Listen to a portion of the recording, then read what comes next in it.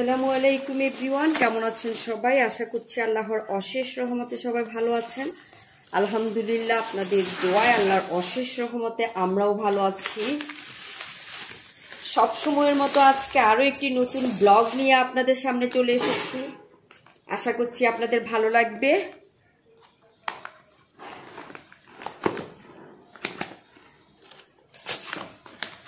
তো এখন এখানে যে প্যাকেটটা আমি খুলছি, এটার ভিতরে কি হতে পারে বলেন তো দেখি সবাই। আমার মতো যারা শুটকি লাভার তাদের নিশ্চয় অনেক বেশি ভালো লাগবে। গত দুদিন আগে আমি চট্টগ্রাম গিয়েছিলাম। চট্টগ্রামের শুটকি আমার ভীষণ পছন্দের। তো চট্টগ্রাম যখনই আমি সুযোগ পাই যাই, তখনই আমি শুটকি নিয়ে আসি। আর আমি না যেতে পারলেও আমি কাউকে দিয়েও হলেও শুটকি নিয়ে আসি চট্টগ্রাম থেকে। ঢাকার শুটকি কেন জানি আমার ভালো লাগে না। তো শুটকি নিয়ে এসেছি, ভাবছি আপনাদের সাথে একটু শেয়ার করে ফেলি। আর আজকে শুটকি দিয়ে আমি পুঁই শাক রান্না করব। আমি চিংড়ি শুটকি নিয়ে এসেছি, সেই চিংড়ি শুটকি দিয়ে আমি পুঁই শাক রান্না করব। এই দেখেন শুটকি।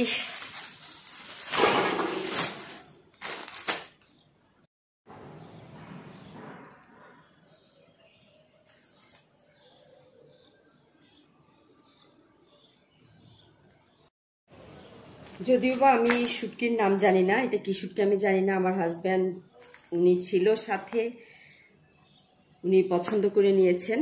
আর উনি সবসময় ভালো জিনিসটা নিতেই পছন্দ করেন। এটা গরম পানিতে ভিজিয়ে রেখে মাছের যে শুকনা মাছের দো পেঁয়াজা বলে আর কি, এরকম করলে অনেক বেশি টেস্টি হয়। তো এটা আমি এক সাইডে রাখি। আর এই শুটকিটা কি শুটকি আমি একটু দেখি।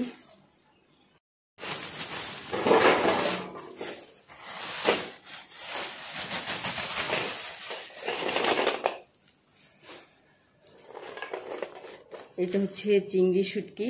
চিংড়ি একদম বড় চিংড়ি মাছের শুটকি আর কি। এটা দিয়েও দো পেঁয়াজা খেতে ভীষণ ইয়াম্মি হয়।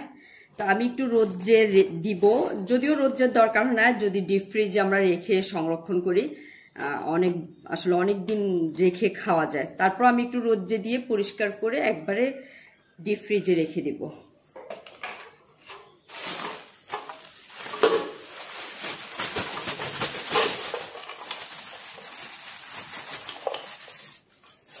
এটাও চিংড়ি শুটকি, একটু মাঝারি সাইজের আর কি।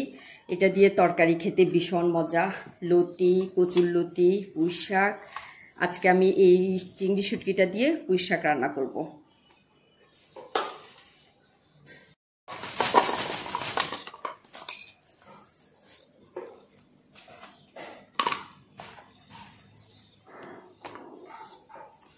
এটা আমরা ফাইসা শুটকি বলি। কে কি কোন কারা কি বলেন আমি ঠিক জানি না, আমরা ফাইসা শুটকি বলি।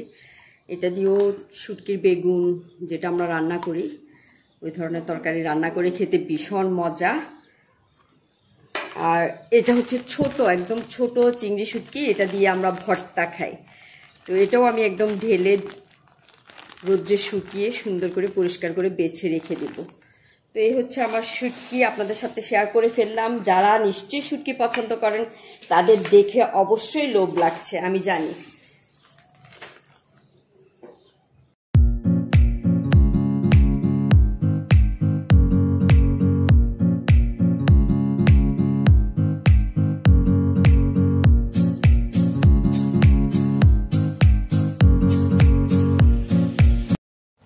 এই তো রান্না করতে চলে আসলাম। রান্নাটাও আপনাদের সাথে শেয়ার করে ফেলি। আজকে রান্না করব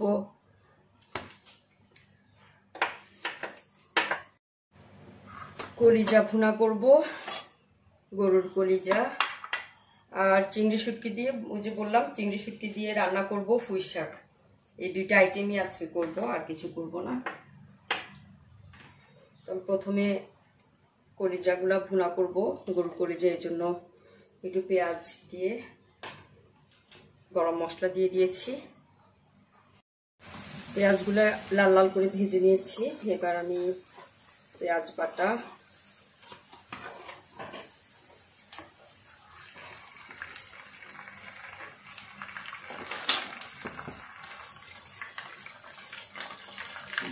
রসুন বাটা,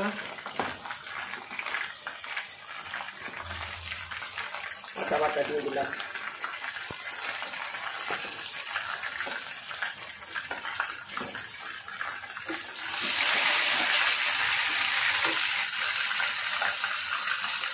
একটু পানি দিয়ে কষিয়ে নিই। পেঁয়াজ, আদা, রসুন ভালোভাবে কষানো হয়ে গেছে। এবার আমি মশলা দিয়ে দিচ্ছি। মরিচের গুঁড়া দিলাম, হলুদের গুঁড়া, জিরা, ধনিয়া মশলার গুঁড়া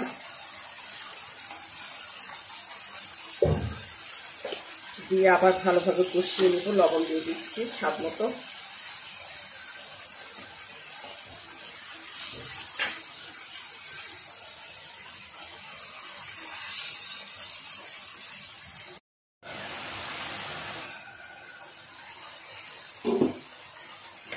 মশলা কষানো হয়ে গেছে। এবার আমি কলিজাগুলো দিয়ে দিচ্ছি।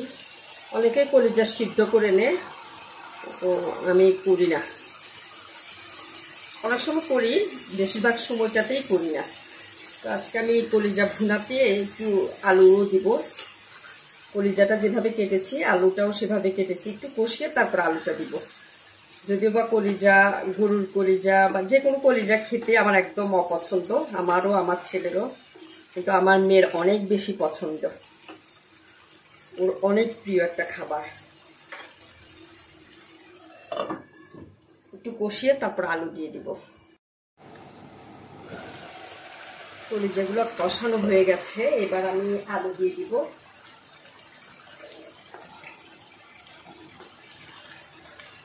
আলু দিয়ে আবার ভালোভাবে কষিয়ে নেব।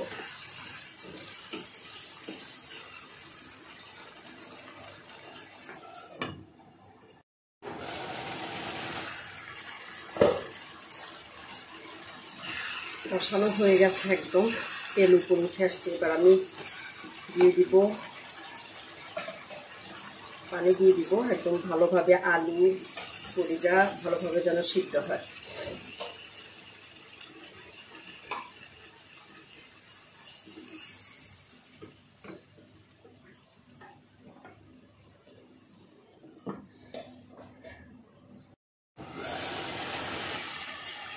আলু কলিজা একদম পানি দিয়ে ভালোভাবে সিদ্ধ করে নিয়েছি।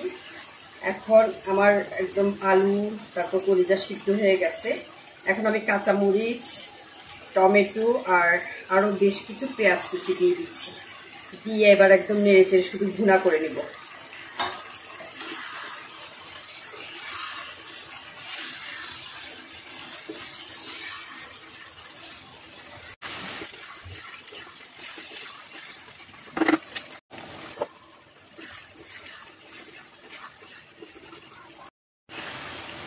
অনেকেই মনে করে যে কলিজা সিদ্ধ করে ফেলে না দিলে মানে কালো কালো হয় কালার রং, এর জন্য ভালো লাগে না, বা কি সমস্যা আমি জানি না, আমার কোনো প্রবলেম হয় না। আর কালারও তো আপনারাই দেখতে পাচ্ছেন ঠিকই আছে।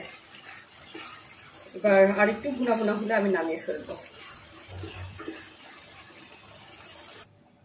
চিংড়ি শুটকি দিয়ে পুঁই শাক রান্না করবো, সেজন্য আমাকে দিতে হবে একদম বেশি করে রসুন, থেতলানো রসুন, পেঁয়াজ একসাথে দিয়ে দিব। চিংড়ি শুটকিগুলো ভালো করে ধুয়ে ভিজিয়ে রাখতে হবে কিছুক্ষণ।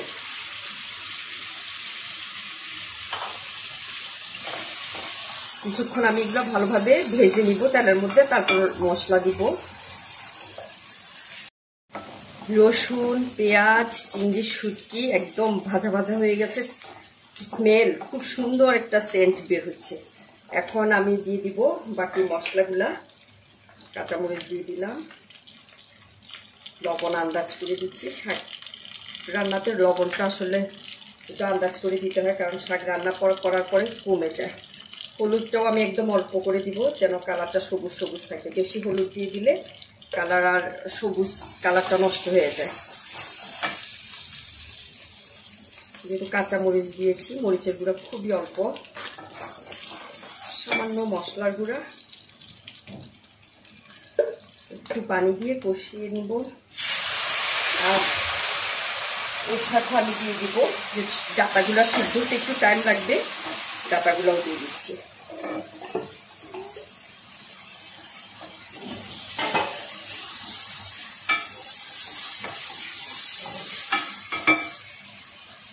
ডাটাগুলো একটু সিদ্ধ করে নিয়ে তারপর আমি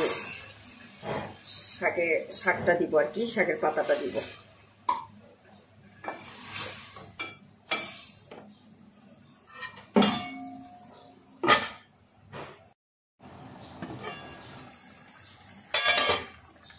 ডাটা একদম সিদ্ধ হয়ে গেছে, এখনো সবুজ সবুজ আছে দেখেন। এরপরে আমি পাতাটা দিয়ে দিচ্ছি, শাকটা দিয়ে দিচ্ছি।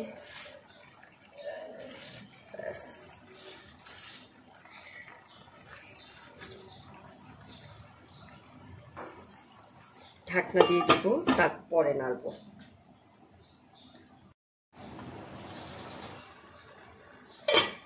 এবার সুন্দর করে নাড়াচাড়া করে দিব। একটু ঝোল ঝোল থাকবে, একদম যে ভুনা ভুনা হয়ে যাবে তা না, ভাজি ভাজি হবে না, একটু ঝোল ঝোল থাকবে। এটা হচ্ছে চিংড়ি শুটকি দিয়ে পুঁই শাক রান্না, তো একটু ঝোল তো থাকবেই, আর সেই ঝোলটা খেতে অসাধারণ, একদম সবুজ কালার।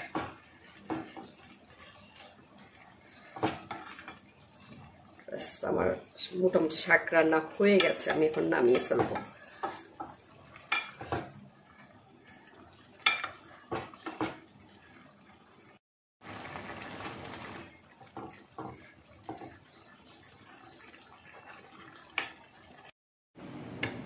শাকটার কালারটা কতটা ইয়াম্মি হয়েছে সেটা দেখানোর জন্য আপনাদেরকে একটু আমি সার্ভ করে দেখাচ্ছি বাটিতে।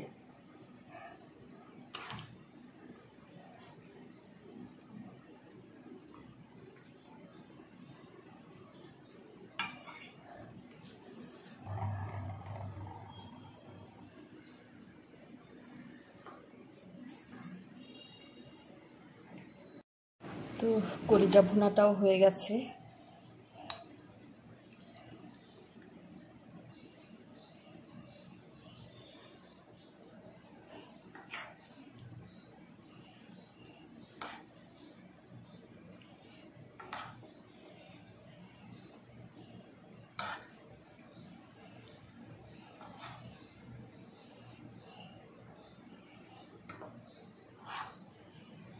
এখন ধোয়া ওঠা গরম গরম খেয়ে নিব।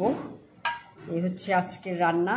তো আজকে পুরো ভিডিওটা আপনাদের কাছে কেমন লেগেছে অবশ্যই কমেন্ট বক্সে কমেন্ট করে জানাবেন। আর আমার ভিডিও যদি ভালো লাগে অবশ্যই লাইক কমেন্ট শেয়ার করতে একদম ভুলবেন না।